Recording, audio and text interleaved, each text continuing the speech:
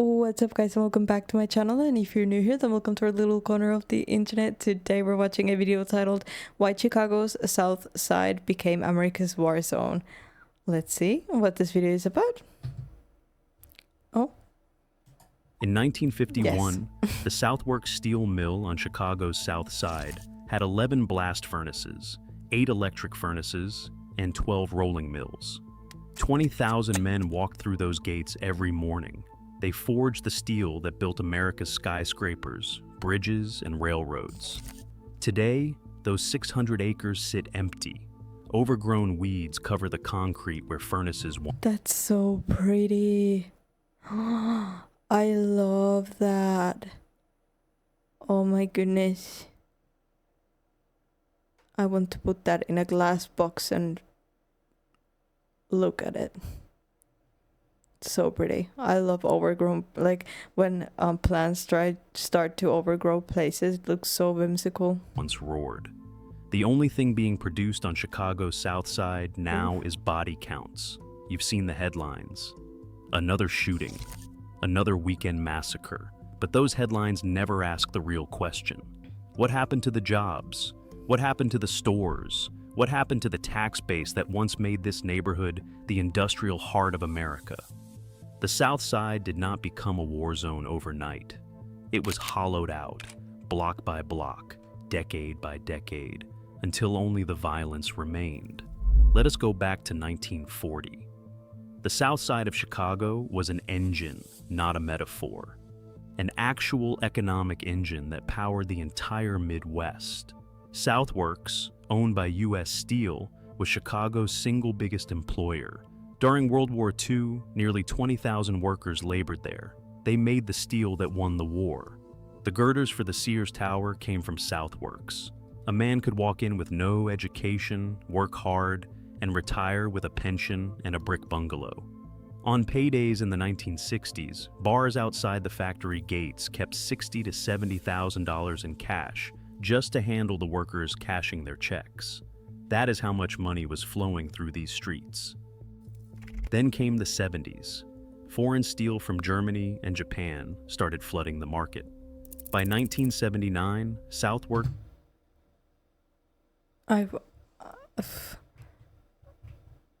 That's a lot of people working in one place. Wow, sorry, I just wanted to see what those were. Paymasters coffee token. Some workers. Interesting. These streets. Then came the 70s. Foreign steel from Germany and Japan started flooding the market. By 1979, Southworks was down to 10,000 employees. By 1980, Wisconsin Steel closed without warning. 3,000 men showed up for work and found the gates locked. No notice, no severance, nothing. In January 1992, U.S. Steel announced Southworks would close for good. By then, only 700 workers remained where 20,000 once stood. The mill is gone now. The site has been empty for over 30 years. Every few years, some developer announces a grand plan. Condos, a marina, a new neighborhood. Nothing ever happens.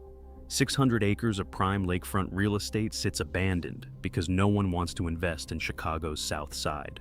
When the steel mills closed, the stockyards closed, the railroads restructured. Every union job that gave a man dignity disappeared, and the neighborhoods built around those jobs began to die. Let me show you what economic collapse looks like in slow motion. Englewood, 1960.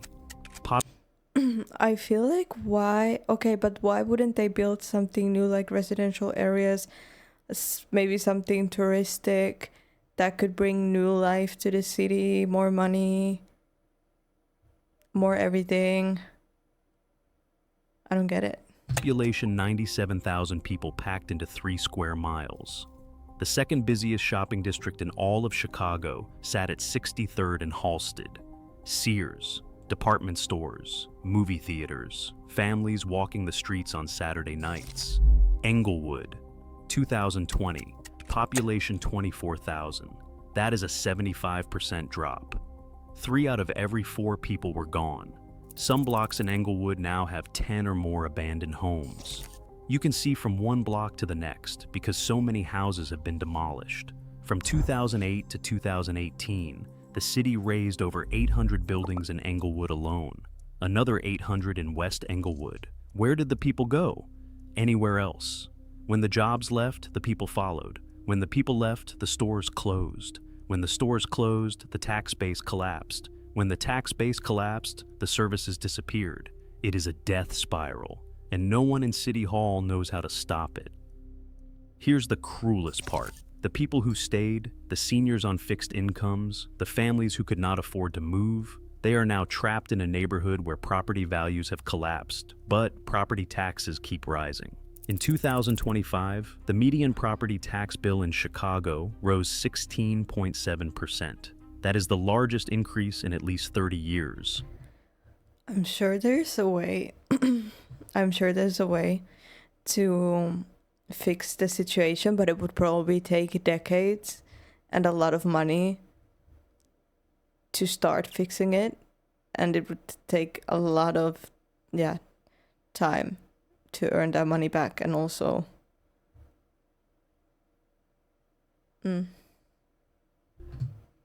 But in Englewood, kind of feels like they just gave up with it then. 7%. That is the largest increase in at least 30 years.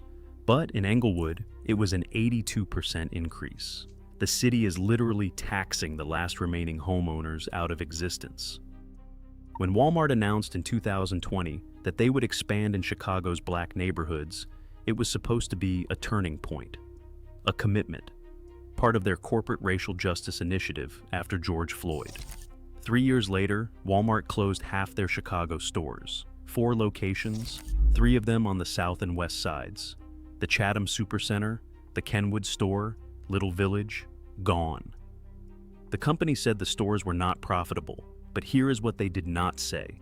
They received millions in tax subsidies to open those stores. They made promises. Then they left. Walgreens followed. In January 2025, they announced 5 more store closures, all of them on the south and west sides. Bronzeville, South Shore, South Chicago, Chicago Lawn, Little Village. A company spokesman said, and I quote, "We know that we are the last company standing in a lot of places. We are the only thing standing between those places and being pharmacy deserts." Then they closed anyway. You know what a pharmacy desert means? It means seniors can't get their prescriptions filled. It means diabetics can't get insulin. It means the closest place to buy fresh food might be 40 minutes away by bus. Over 500,000 people in Chicago now live in food deserts. The majority are on the south and west It makes sense that people would move out then too. sides. The Whole Foods in Englewood closed after just 6 years. The Target in Chatham is gone.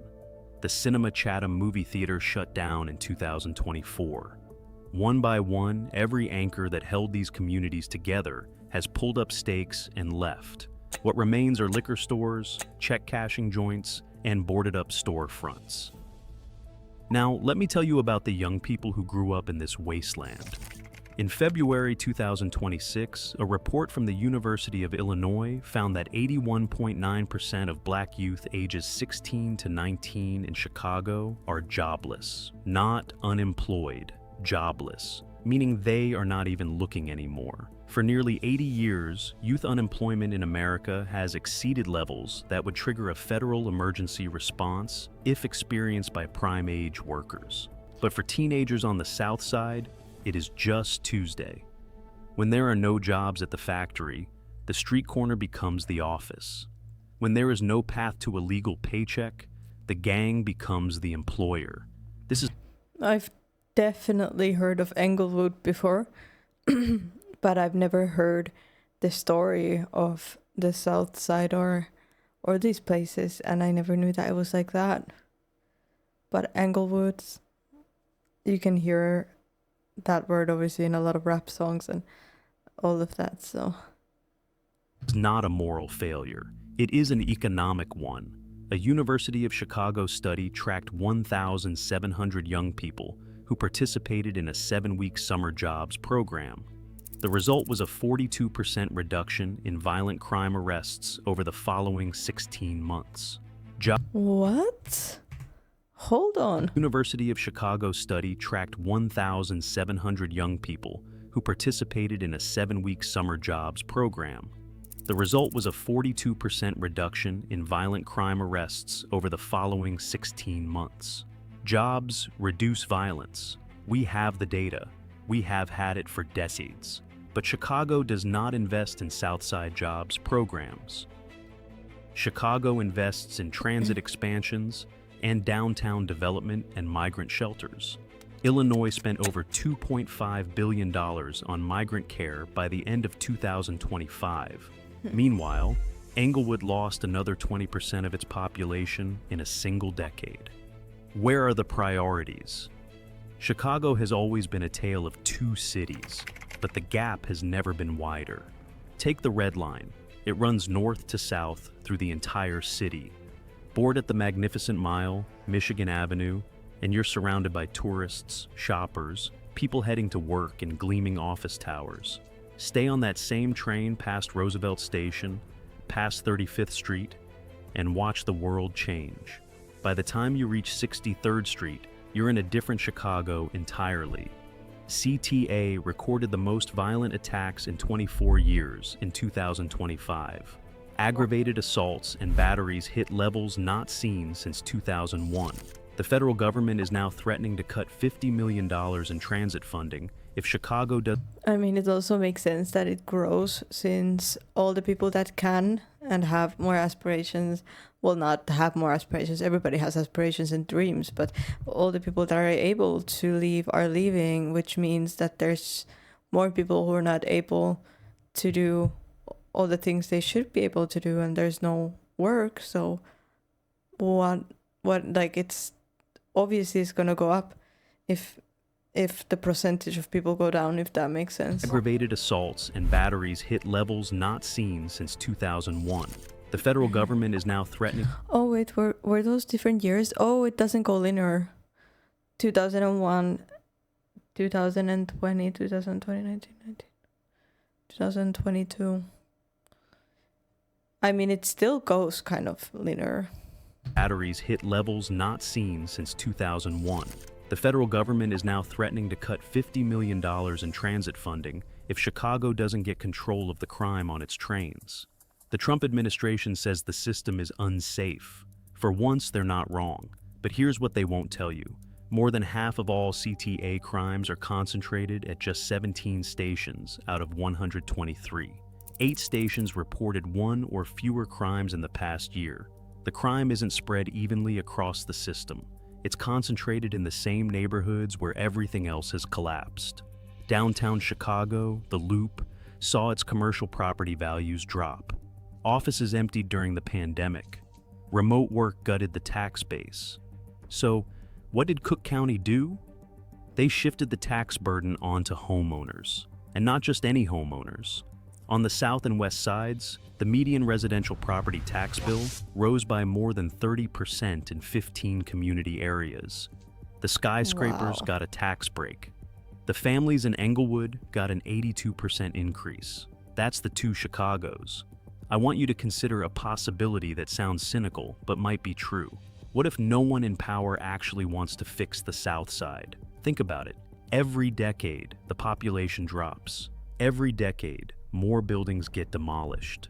Every decade, more land becomes available. 600 acres of lakefront property at the old Southworks site. Thousands of vacant lots in Englewood. Prime real estate if you're willing to wait. Wait for the last residents to leave. Wait for the last businesses to close. Wait for the property values to hit rock bottom. Then buy it all for pennies on the dollar and build something new. Is that the plan? I don't know, but I do know this. The city has been demolishing houses in Englewood faster than they've been building them. More than a quarter of all city-led demolitions happened in Greater Englewood. The vacant lots remain vacant, year after year, decade after decade. The city calls it blight elimination. The residents call it erasure. What does blight elimination mean? Chicago's South Side was once where the American dream was forged in steel and sweat. A man could walk off the boat from Poland or up from Mississippi, get a job at the mill, and build a life. Not a perfect life, not an easy life, but a life with dignity. That world is gone. The mills are gone. The jobs are gone. The stores are gone. The people are going. What remains is violence. Not because the people are violent, but because violence is what fills the vacuum when everything else has been stripped away. Chicago didn't just get dangerous, it was hollowed out. Industry by industry, store by store, block by block, until only the violence remained. The South Side isn't a war zone because of gangs. It's a war zone because America abandoned it. And now, 60 years later, we act surprised by what grew in the ruins. Is the South Side a localized tragedy? Or is it a preview of what happens when a city chooses politics over its people? Subscribe to State of Decline. We document the mechanics of collapse. Your city might be next. In 19... I hope not. I hope you guys are safe. But that's quite sad. And the fact that it's probably not going to get any better until it gets way worse is very sad as well. And that there's no will to make a change because it's not maybe the most lucrative thing to do right now. But yeah, I had no idea. I had no idea that this is how the South Side went south.